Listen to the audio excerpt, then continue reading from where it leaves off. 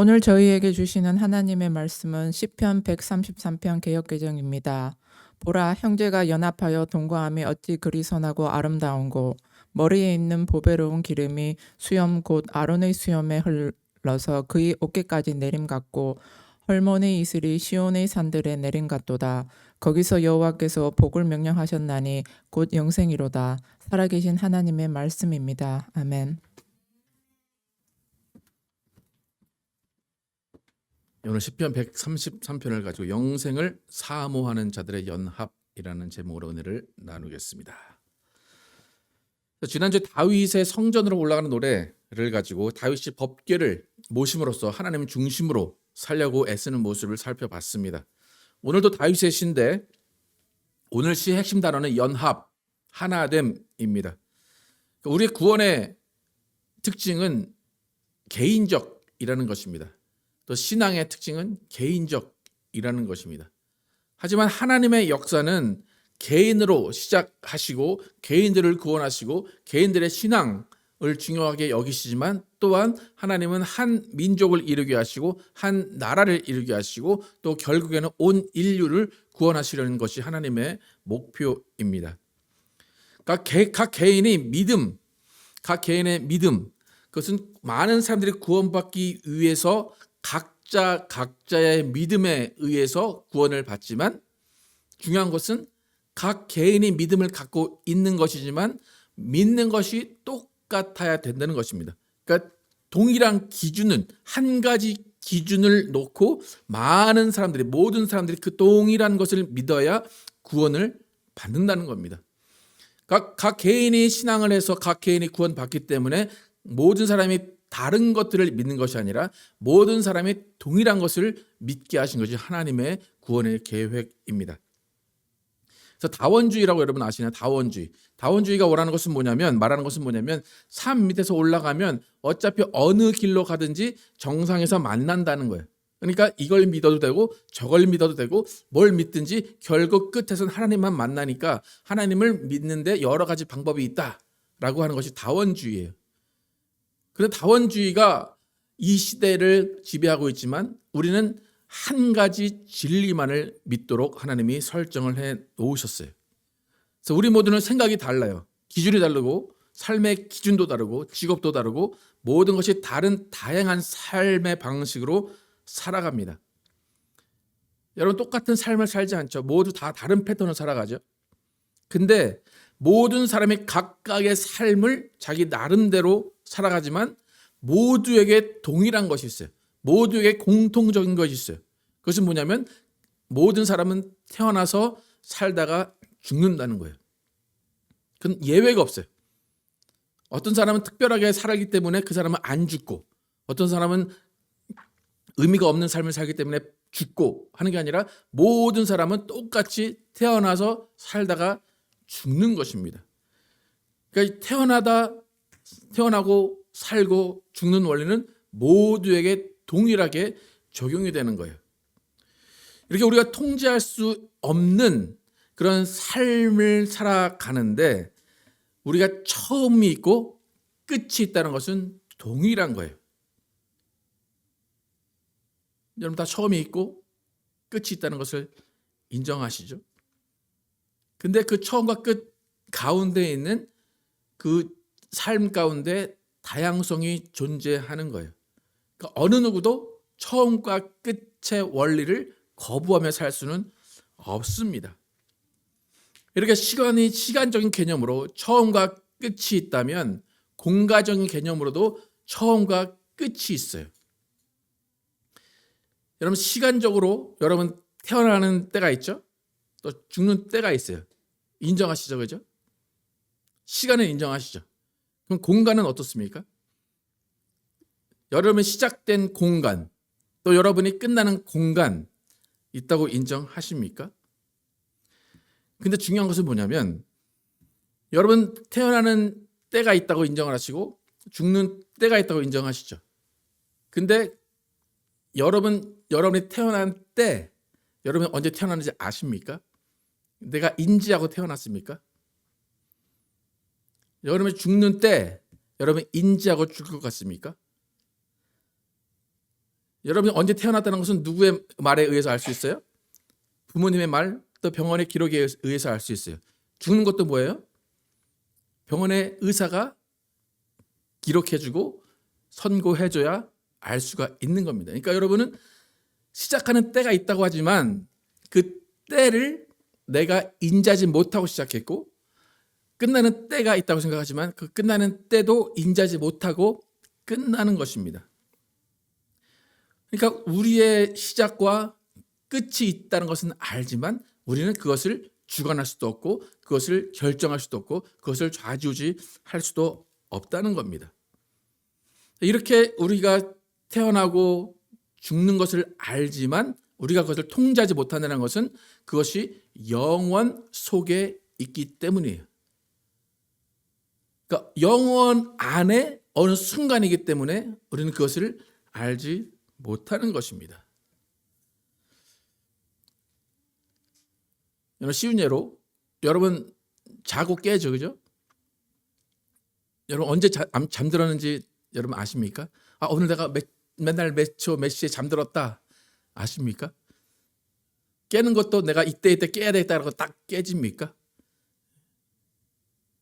그러니까 시기 아니면 그것을 알 수 없고 우리가 그것을 통제할 수 없어요. 그렇기 때문에 중요한 것은 시작과 끝이 있지만 시작과 끝을 우리는 주관하지 못한다는 거예요.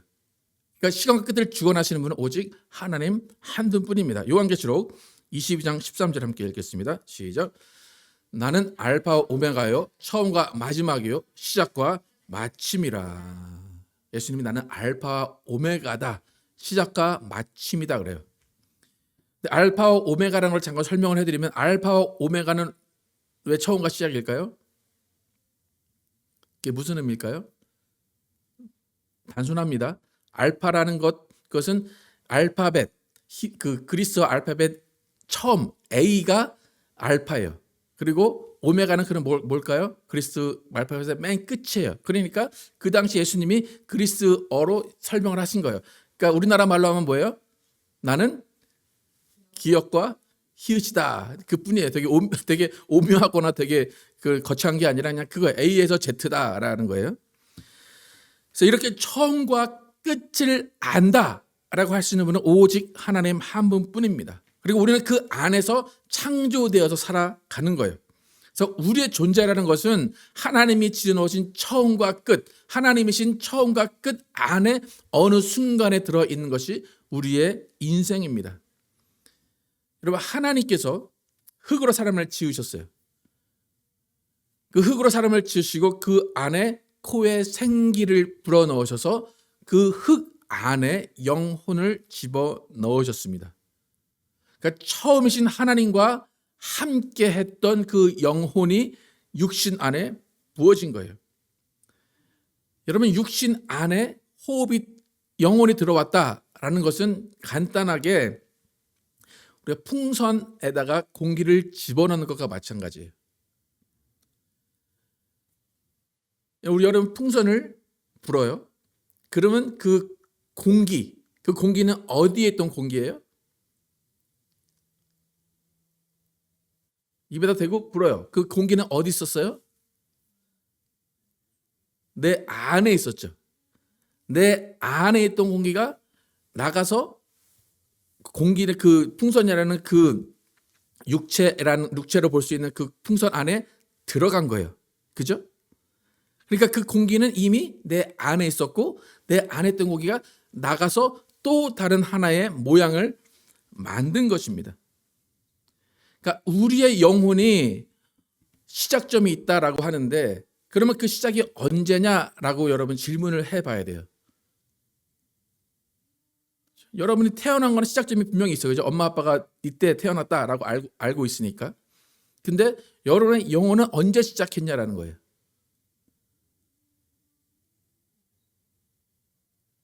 여러분의 영혼은 언제 시작됐을 것 같아요?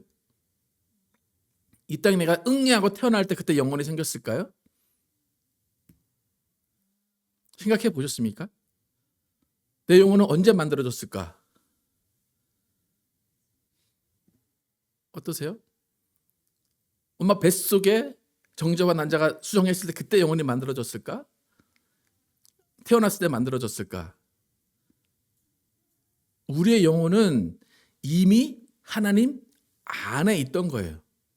공기가 우리 안에 있다가 풍선으로 가는 것처럼 하나님 안에 있었던 거예요.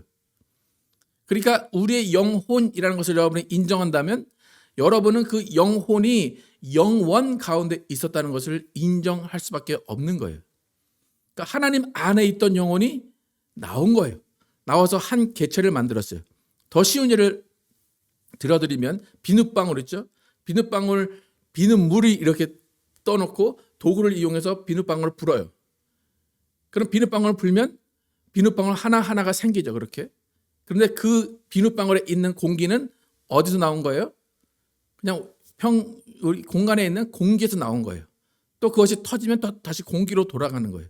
그러니까 우리의 영혼을 여러분 어떻게 생각하셔야 되냐면 하나님 안에 있던 그 생기가 하나님이 부르셔서 그 부르신 그것들이 하나하나 물방울처럼 생기게 된 거라는 거예요. 그러니까 여러분의 영혼이 어디서 온지 아시겠습니까? 아시겠어요? 영혼이 어디서 생겼는지? 어디서 왔어요, 여러분의 영혼은? 네, 하나님 안에서 온 거예요. 그럼 그 영혼은 이제 육신이 없어져요. 그러면 어디로 가야 돼요? 하나님 안으로 가야 돼요. 그러니까 그 영혼이 하나님 안에 있었고 하나님에게 돌아가야 된다라는 것이 우리의 인생이고 우리의 영생입니다. 그러니까 우리는 하나님 안에서 이미 영적 존재였어요. 영적 존재로 모두 같이 있었어요. 한꺼번에. 모든 인류가 하나님 안에 같이 있었어요. 그 다음에 하나님이 숨을 불어넣으시면서 하나하나 분리가 된 것입니다. 그러니까 우리의 태어남, 우리의 이 땅에 사는 것은 하나님이 각각 호흡을 불어넣으셔서 인생이 되게 하시고 각각 살게 하신 거예요. 그러니까 이 땅에서 사람이 아이가 태어나는 것이 복이듯이 우리의 영혼이 하나님이 불어넣으셔서 각각 하나하나의 개체가 된 것, 그것도 하나님은 복으로 여기시고 하나님은 그것을 기쁨으로 여기시는 거예요. 오늘 설교가 어려운데 하나님이 우리를 보고 왜 기뻐하시는 줄 아십니까? 하나님 여러분 보고 기뻐하실까요? 여러분 보고?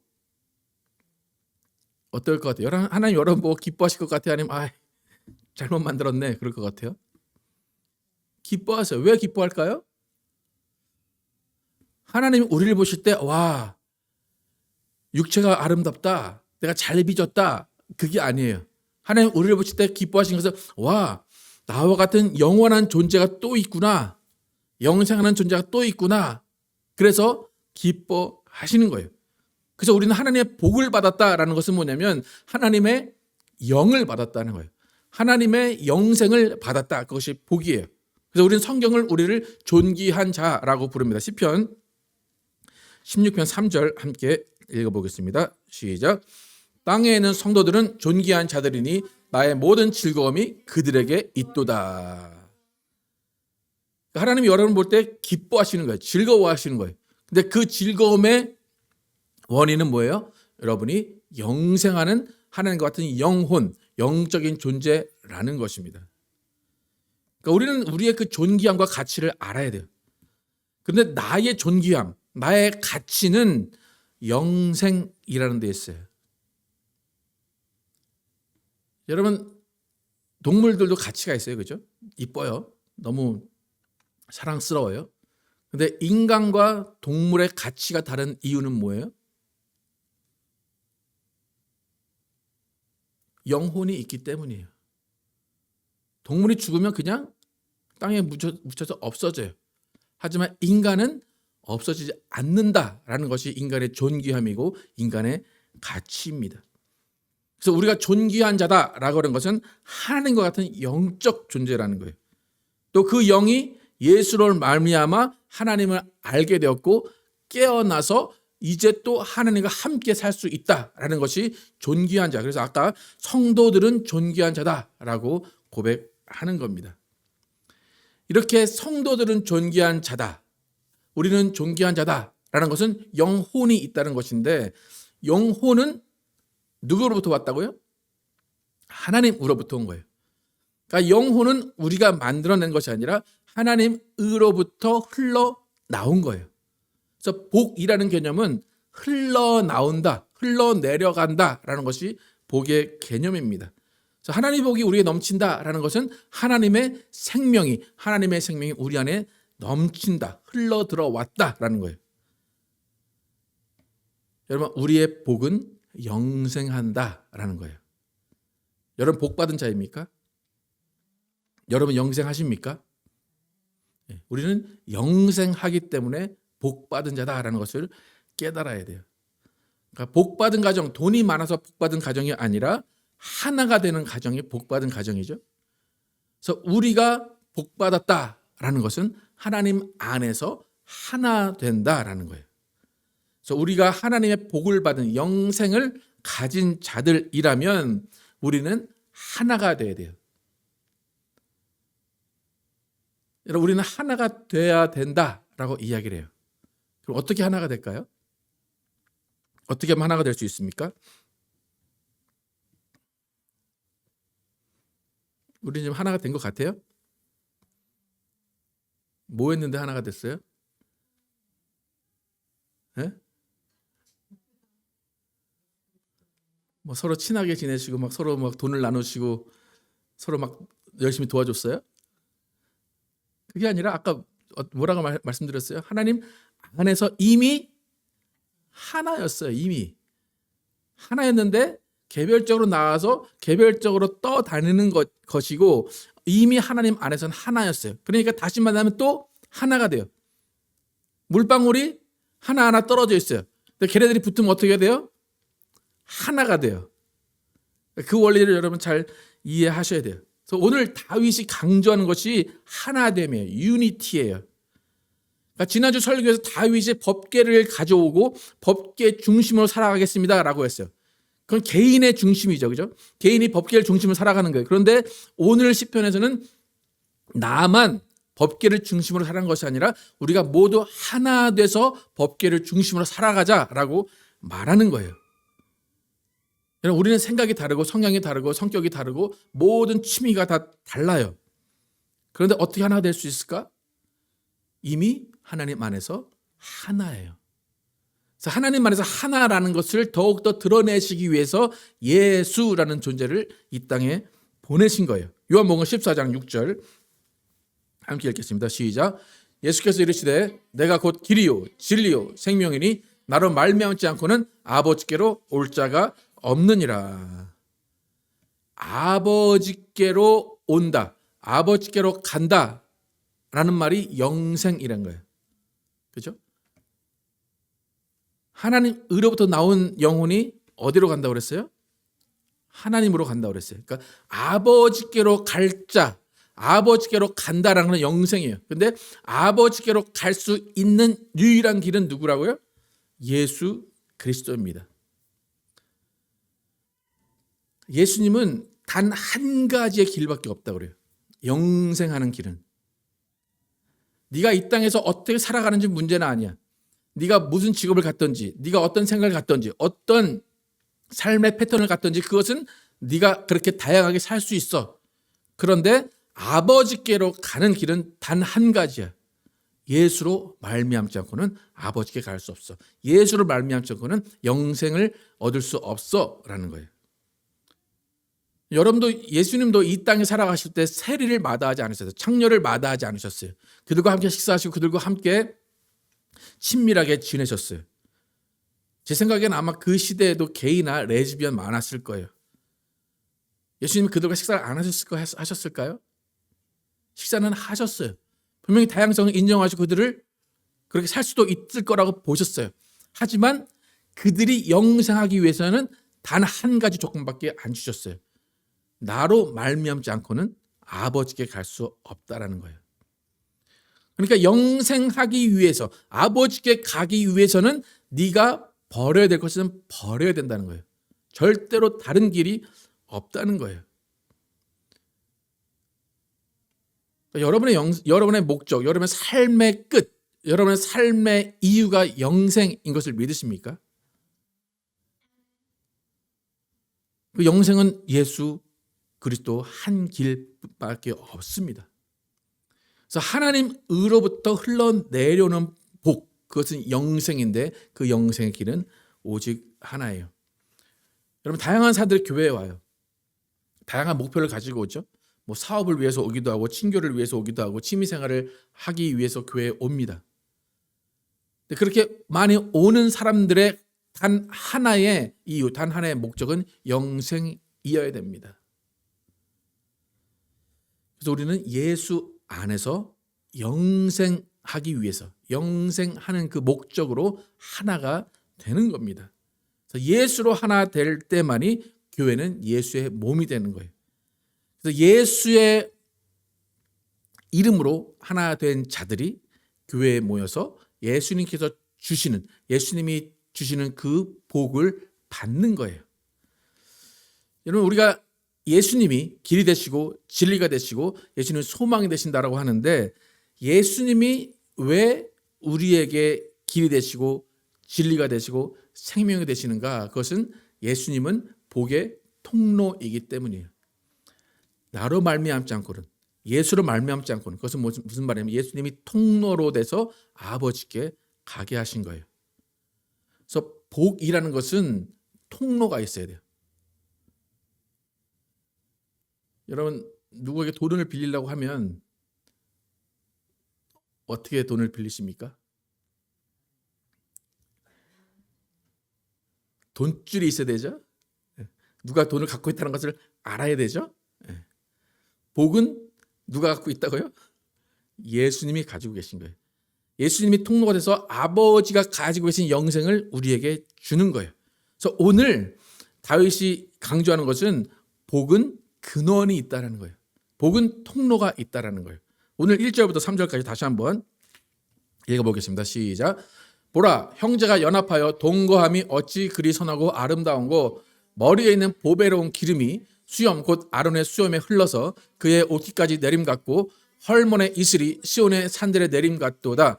거기서 여호와께서 복을 명령하셨으니 곧 영생이로다. 3절 마지막에 복이 뭐래요? 영생이로다. 바꾸고 싶죠. 이게 복, 다른 말로 좀 바꾸고 싶잖아요.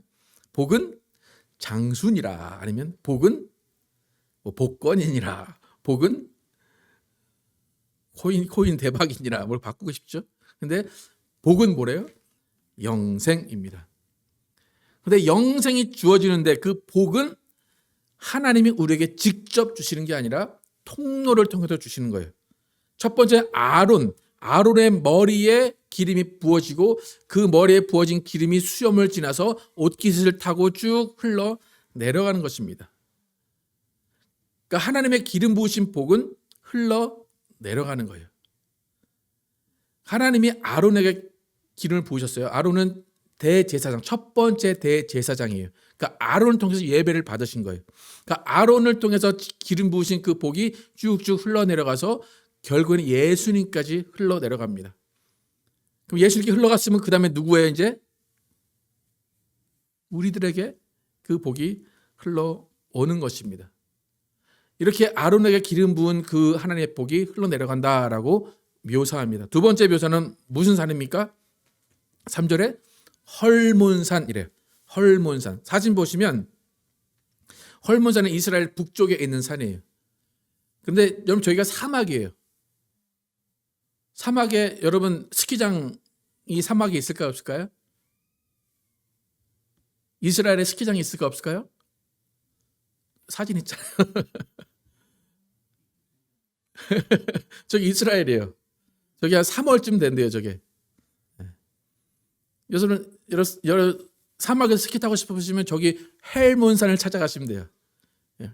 이스라엘 겨울에 저기서 스키를 탈 수 있는 스키장이 있다고 합니다. 그러니까 이 이스라엘 북쪽에 있는 그 헐몬산이라는 그 산에 이제 겨울에 저렇게 있다가 봄이 되고 여름이 되면 눈이 녹겠죠. 그럼 녹아서 쭉 내려와요. 그러면 갈릴리 호수로, 예수님이 많이 계셨던 갈릴리 호수로 물이 내려가는 거예요. 그리고 쭉 내려서 또 사해까지 내려가는 거예요.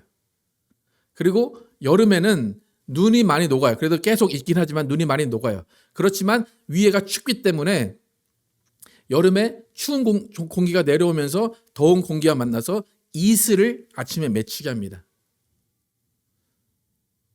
그래서 이슬이 맺혀서 식물들이 이슬을 먹고 살고 동물들이 이슬을 먹고 삽니다. 그래서 오늘 이 시편에서 헐몬산의 이슬이 시온에 있는 이스라엘에 있는 모든 산을 다 적셔서 그들이 먹고 산다라고 이야기를 합니다. 그러니까 위에 있던 헐몬산의 이슬이 밑에까지 흘러내려온다라는 거예요. 그런데 그 복은 곧 영생이니라라고 오늘 이야기를 하는 것입니다. 그래서 아론이 받은 기름 부음이 예수께로 흘러내려왔고 그 예수께로 흘러내려온 기름이 우리에게까지 흘러내려오는 거예요. 그런데 예수님이 받으신 기름 부음은 무엇인가? 아론은 기름을 부었겠죠. 올리브유나 그런 기름을 부음을 받았을 거예요. 그런데 예수님은 어떤 기름 부음을 받으셨는가 함께 누가복음 4장 함께 읽도록 하겠습니다. 시작. 주의 성령이 내게 임하셨으니 이는 가난한 자에게 복음을 전하게 하시려고 내게 기름을 부으시고 나를 보내사 포로된 자에게 자유를 눈먼 자에게 다시 보게 함을 전파하며 눌린 자를 자유롭게 하고 주의 은혜의 해를 전파하게 하려 하심이라 하였더라. 예수님은 어떤 기름 부음을 받으셨어요? 주의 성령을 받으신 거예요. 주의 성령을 받은 것을 기름 부음이라고 합니다. 예수님이 기름 부음을 받은 것처럼 우리도 기름 부음을 받았어요. 복을 받았어요. 영생을 받았어요. 우리는 어떻게 받았는가? 요한 1서 2장 24에서 27절 함께 읽겠습니다. 시작. 너희는 처음부터 들은 것을 너희 안에 거하게 하라. 처음부터 들은 것이 너희 안에 거하면 너희가 아들과 아버지 안에 거하리라. 그가 우리에게 약속하신 것은 이것이니 곧 영원한 생명이니라. 너희를 미혹하는 자들에 관하여 내가 이것을 너희에게 썼노라. 너희는 주께 받은 바 기름 부음이 너희 안에 거하나니 아무도 너희를 가르칠 필요가 없고 오직 그의 기름 부음이 모든 것을 너희에게 가르치며 또 참되고 거짓이 없으니 너희를 가르친 그대로 주 안에 거하라. 하나님이 우리에게 약속하신 것은 영원한 생명이라고 25절에 바로 이야기합니다. 근데 그 영원한 생명을 우리는 어떻게 받았는가? 기름 부음으로 받았다. 근데 그 기름 부음은 우리 안에 부어진 성령으로 우리는 기름 부음을 받은 것입니다. 요한 1서 2장 24절에서 27절 기억을 하십시오. 이것이 오늘 설교의 요약입니다. 여러분, 하나님이 여러분의 무엇을 약속하셨어요? 하나님 여러분의 영생을 약속하셨어요. 근데 그 영생은 예수 그리스도를 통해서 우리에게 왔어요. 예수 그리스도의 기름 부음을 통해서. 예수 그리스도의 기름 부음은 성령을 우리에게 주신 것입니다. 그래서 예수께서 우리에게 성령을 주셔서 우리가 기름 부음을 받았다라는 것은 우리는 이미 이전부터 예수와 하나였고 영원까지 예수와 하나라는 거예요. 그래서 형제와 연합함, 형제와 동거함, 아름다운 일이에요. 근데 이 일은 우리가 만들어내는 게 아니에요. 이미 하나였다라는 것을 인정하시기를 축복합니다. 영혼까지 하나라는 것을 축복하시기를 축복합니다. 이런 형제 연합과 형제 동거는 예수만 있으면 돼요. 예수 아닌 다른 게 들어오면 교회는 갈라지기 시작합니다. 성령의 역사, 제가 항상 강조하는 게 성령의 첫 번째 역사는 뭐라고 그랬어요? 하나 되게 하신 거예요. 성령 충만하면 갈라지는 거 아니라고 누누이 말씀을 드립니다. 난 너무 성령 충만해서 쟤랑은 어울리지 못해. 성령 충만이 아닙니다. 형제 연합과 동거는 우리의 힘이 아닌 성령의 기름 부으심만으로 가능하고 우리가 이루는 것이 아니라 성령께서 이미 이루셨고 성령께서 앞으로 계속 이루어 나가실 것입니다. 여러분, 연합은 사람의 노력으로 이루어진 것이 아니에요. 연합은 성령으로 영원한 생명을 바라볼 때 가능한 것입니다. 오늘 본문 27절 다시 한번 읽겠습니다. 요한 1서 27절 시작. 너희는 주께 받은 바 기름 부음이 너희 안에 거하나니 아무도 너희를 가르칠 필요가 없고 오직 그의 기름 부음이 모든 것을 너희에게 가르치며 또 참되고 거짓이 없으니 너희를 가르치신 그대로 주 안에 거하라. 여러분 누구를 가르칠 필요 없어요. 여러분 안에서 계신 성령이 가르치신대요. 그리고 가르친 대로 뭐 하면 돼요? 맨 끝에 주 안에 거하라. 한 사람 한 사람이 주 안에 거하고 있으면 그게 연합이에요. 그게 동거입니다. 여러분 우리는 예수 안에 거하며 내 생각과 내 판단으로 성령을 거스르지 않고 마땅히 생각할 것 이상을 생각하지 않으면 되는 거예요. 그러면 연합이 되고 그러면 동거하게 되는 겁니다. 여러분 각자의 자리에서 성령의 음성 들으세요. 성령의 음성 듣고 저절로 하나님이 우리에게 깨우치게 하시고 가르치는 것을 행하시면 됩니다. 그래서 우리는 영원한 생명을 바라는 영원한 생명으로 하나 된 사람들입니다. 예수님이 가르치신 것 오직 하나, 영원한 생명임을 기억하시고 영원한 생명을 사모하면서 연합하고 동거하는 하이츠교회가 되기를 예수의 이름으로 축복합니다.